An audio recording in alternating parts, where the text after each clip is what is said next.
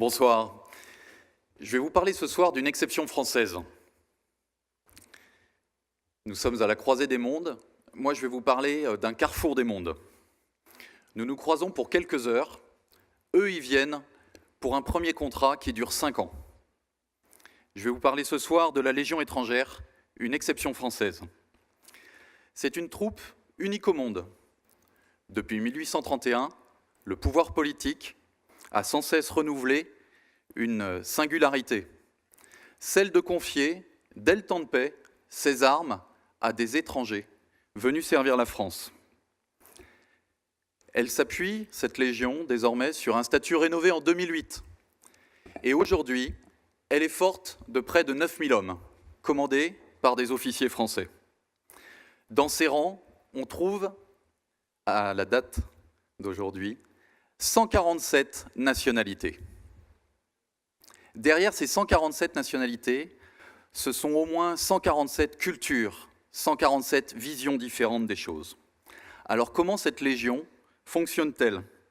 Comment des hommes qu'a priori tout sépare, qui pourraient être opposés, qui pourraient se faire la guerre dans leur pays, Russes et Ukrainiens, Indiens et Pakistanais, arrivent à vivre ensemble, à devenir des frères d'armes, à s'entraîner pour, le cas échéant, mourir pour un pays qui n'est pas le leur.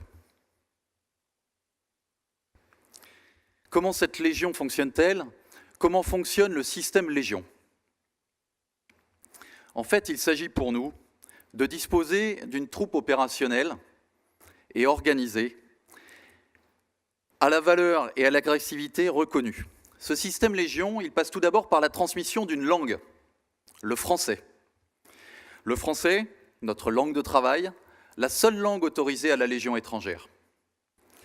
Lors de son instruction à Castelnaudary, au sein de notre régiment-école, le jeune légionnaire va devoir assimiler 400 mots de vocabulaire français, d'un vocabulaire usuel. Rangers, fusil, cartouche, percuteur, canette de bière aussi également.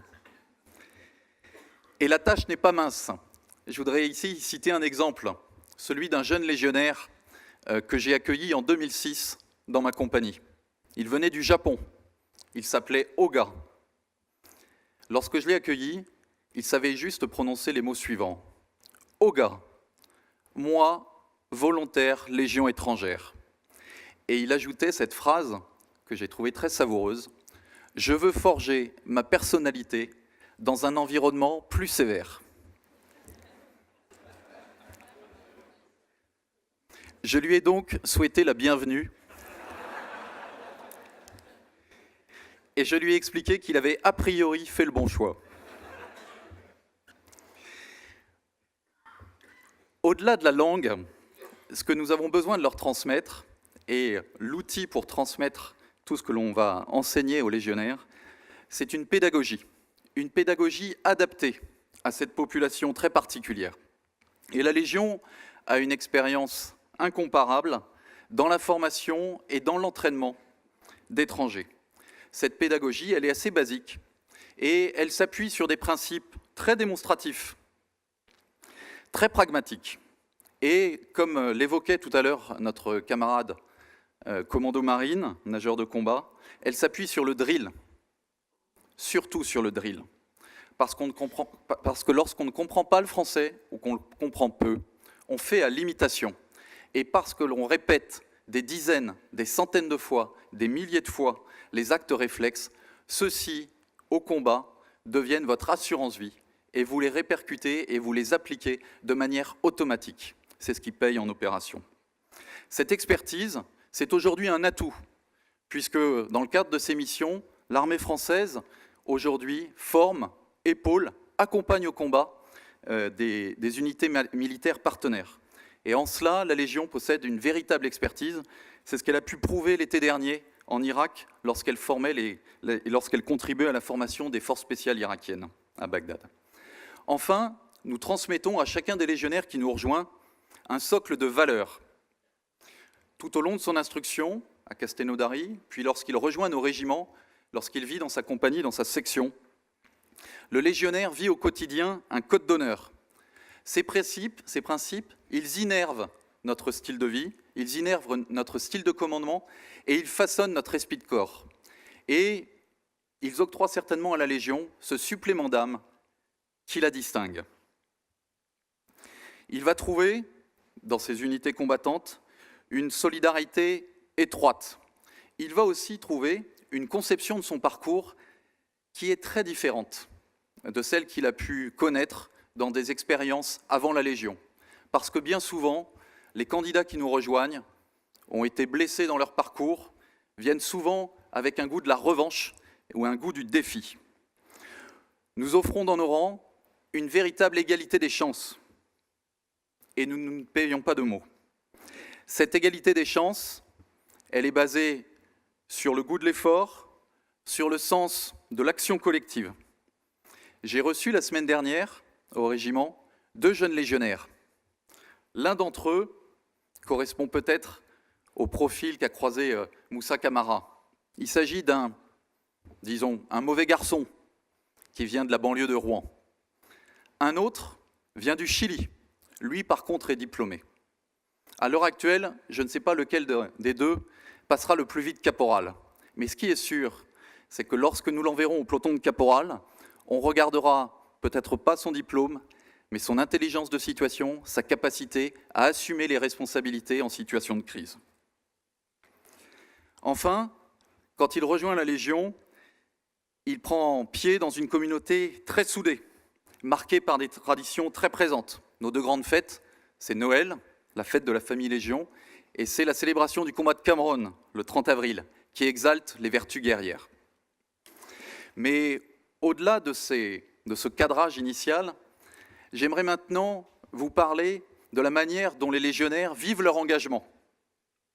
Au fil des opérations où ils vont défendre nos intérêts, défendre les valeurs portées par la France, il apprend à mieux connaître ce pays. Il fait très souvent sienne ces valeurs et très rapidement, il fait le choix que ce pays devienne sa patrie d'adoption. Très souvent, il y voit là un aboutissement de son engagement, un cheminement personnel, voire familial, lorsque sa famille l'a rejoint. La première option qui se présente à lui, c'est celle, dès 3 ans de service, de se porter volontaire pour acquérir la nationalité française. Dès lors, on va regarder ses états de service, son comportement, sa maîtrise de la langue, et vérifier s'il répond bien aux critères de l'intégration dans notre communauté nationale. Mais une deuxième option, beaucoup plus symbolique, beaucoup plus forte, s'offre à certains de nos légionnaires. Cette procédure exceptionnelle, dite par le sang versé, elle a été établie en 1999. Ce décret a été voté à l'unanimité de la représentation nationale. Je crois que c'est une première dans notre histoire parlementaire. Ce décret, il permet à un légionnaire blessé en opération de demander la nationalité française. Il devient donc français, non pas par le sang reçu, mais par le sang versé.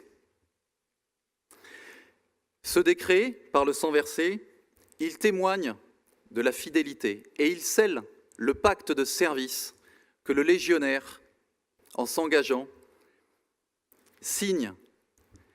Et il marque également l'engagement d'une nation et il témoigne de la gratitude de la nation vis-à-vis de ces étrangers qui sont prêts à mourir pour elle.